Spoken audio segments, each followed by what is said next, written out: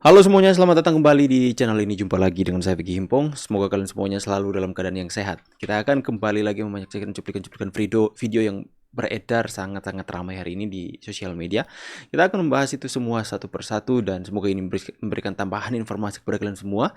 Dan tanpa perlu banyak basa-basi, kita akan segera bahas videonya satu persatu, teman-teman. Let's do this. Let's Dua laga uji coba yang menurut gue berharga banget. Oh ini teman-teman ya, kabar gembira bahwa Indonesia itu luar biasa berhasil mengalahkan Argentina, sekalipun itu U19. Kita tahu bahwa pemain Argentina itu punya kapasitas dunia, entah itu dari segala macam umur ya. Karena mungkin kedepannya U19 ini akan bermain di liga-liga Eropa sana, teman-teman ya, di liga-liga besar. Bukan tidak mungkin ada salah satu yang akan menjadi pemain bintang nantinya di Argentina, tapi Indonesia sudah mengalahkan 2-1, luar biasa teman-teman ya. Next.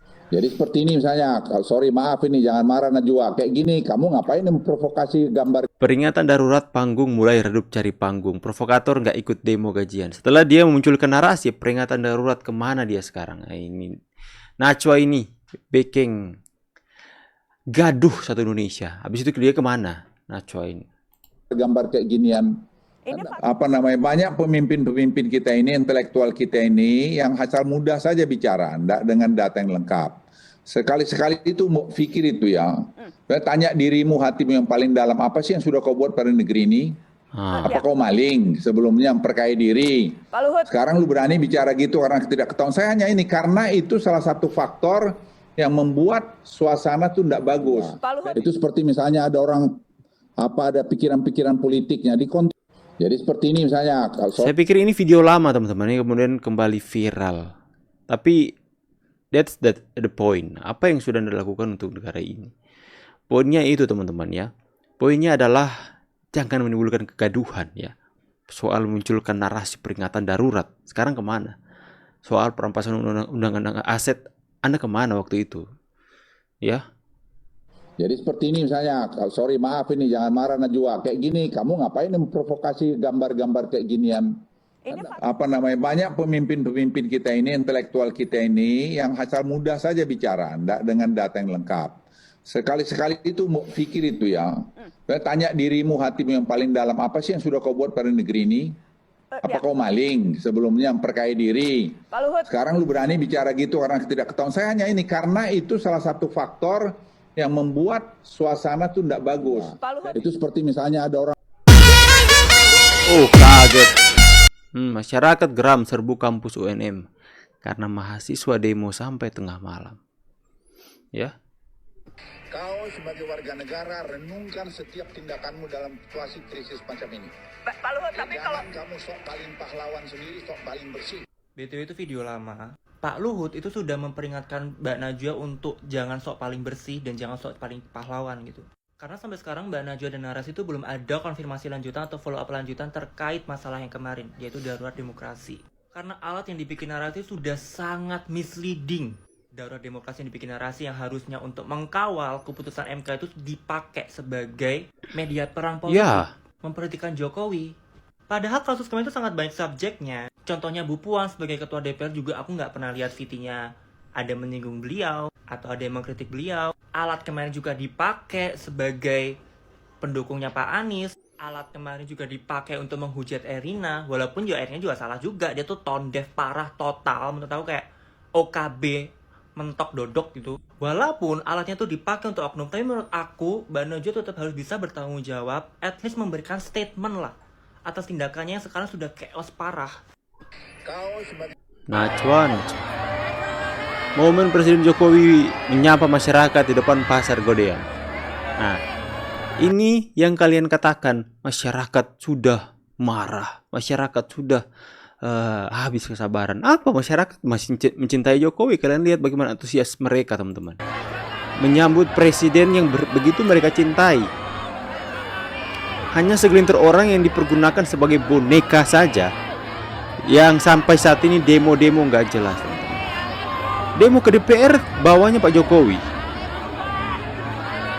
malah mengganggu orang kerja lagi, teman-teman, merusak fasilitas umum.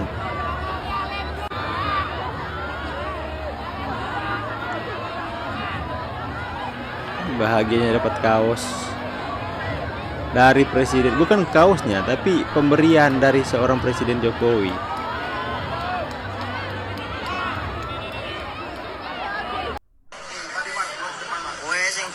Diduga mahasiswa Undip membuat video merendahkan institusi TNI Polri dengan perkataannya. Polisi ijazah SMA asu gaji 3 juta kemagi taipu Polisi.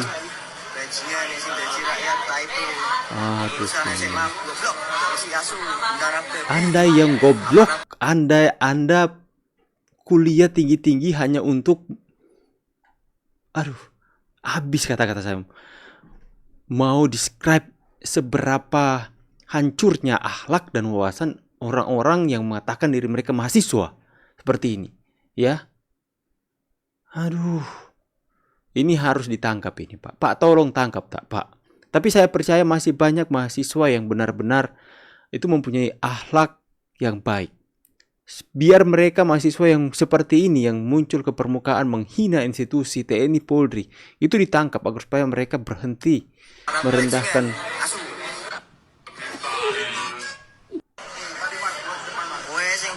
polisi ijazah SMA asu gaji Kurang asem. Pak, tolong Pak, cabut kumisnya satu-satu Pak. Biar dia, tapi hanya sebelahnya saja Pak. Cabut satu-satu sebelahnya, biar sebelah ada, sebelah kosong. Cabut kumisnya Pak. Kok bisa ya orang tulus kayak gini tapi dibenci sama banyak orang? Why gitu?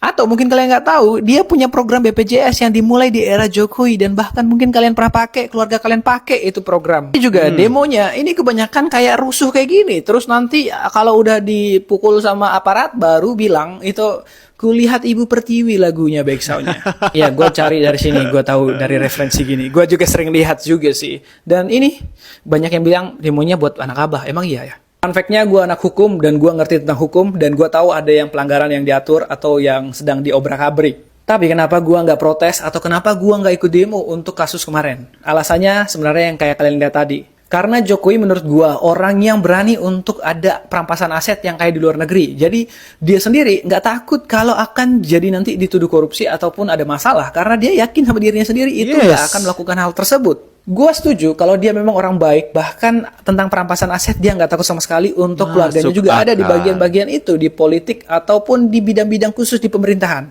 Juga banyak yang bilang politik dinasti. Dinasti itu kalau diangkat langsung sama bapaknya, ini kita politiknya itu pakai demokrasi, jadi kita pilih dan itu naik karena kita pilih, bukan dinasti. Tapi menurut kalian gimana? Gue akan lanjutin di part 2 lebih lanjutnya. Oke teman-teman semuanya ya. Ini saya tiba-tiba nangkap sesuatu untuk dibahas karena penyampaian anak muda tadi ya, sangat masuk akal ya. Ini Pak Jokowi luar biasa. Ini secara tidak langsung kita bisa melihat bahwa Pak Jokowi itu orang yang bersih dari korupsi. Orang yang tidak memperkaya diri dengan memakai uang negara ataupun apalah. Buktinya dari apa? Buktinya nggak mungkin Pak Jokowi akan membuat undang-undang perampasan aset yang akhirnya akan menjerat dia sendiri. Tidak mungkin ya teman-teman. Karena dia berpikir, saya bersih. Ya, saya bersih. Saya tidak pernah melakukan korupsi atas negeri ini. Saya tidak pernah memakai uang negara. Ya, karena dia tahu dia bersih. Makanya sahkan perampasan aset. Itu orang kalau dia itu korupsi, orang suka pakai uang negara dan banyak hartanya itu karena korupsi. Mana mungkin dia mau membuat undang-undang perampasan aset? Dia pikir jangan-jangan nanti kalau aku ketahuan habis hartaku diambil semuanya. Ya teman-teman, jadi salah satu bukti, salah satu hal yang bisa kita lihat sekalipun itu secara tidak langsung Jokowi itu bersih adalah dia berani untuk membuat undang-undang perampasan aset hasil korupsi. Ya itulah cerminan bahwa Jokowi adalah pemimpin yang luar biasa, bersih teman-teman ya. Hanya orang yang tidak mau mensahkan itu yang harus dipertanyakan. Jadi yang ketipu siapa? Netizen! Katanya udah pilih 2 kali, ternyata umurnya masih 23 tahun. Oh, Esther lagi ya. Buzzer gak sih itu? Ya gak sih? Buzzer, itu baru bilang buzzer bang. Kayak briefnya untuk orang-orang yang udah dewasa gitu, umur 30 tahun ke atas. Terus ternyata orang yang ngasih briefnya itu gak tahu umurnya masih 23 tahun gitu. Kayak udah gak usah diprediksi. Orang yang brief itu ya mungkin salah paham. Mungkin dia kira karena lihat dari mukanya, tampangnya Esther ini, mungkin dia pikir oh pasti dia ini udah 30-an ke atas ini umurnya ya. Karena mungkin muka tua atau muka dewasa atau seperti apa. Makanya pas di briefing kamu harus bilang seperti ini dan seperti ini. Dia nggak tahu ini bahwa penampilannya menipu. Umurnya ternyata masih 23. Seharusnya masih muda tapi kelihatan sudah 32. Makanya dia langsung ajar aja ya. Dikit lagi karena videonya udah di take down juga ya. Terus kayak Udah komentarnya di take juga down videonya. dihapusin semua yang jelek-jelek gitu. Ini membuktikan kalian tidak usah terlalu percaya di sosial media ya. Karena emang isinya anj. Semua yang kalian lihat di sosial media itu rata-rata tuh nipu, udah itu aja. Jadi nikmatin aja. Karena semua yang di sosial media ini adalah entertain. Jadi nggak usah terlalu langsung, wah percaya nih gua. Tidak usah begitu. Nanti gampang kena hoax dari buzzer ya.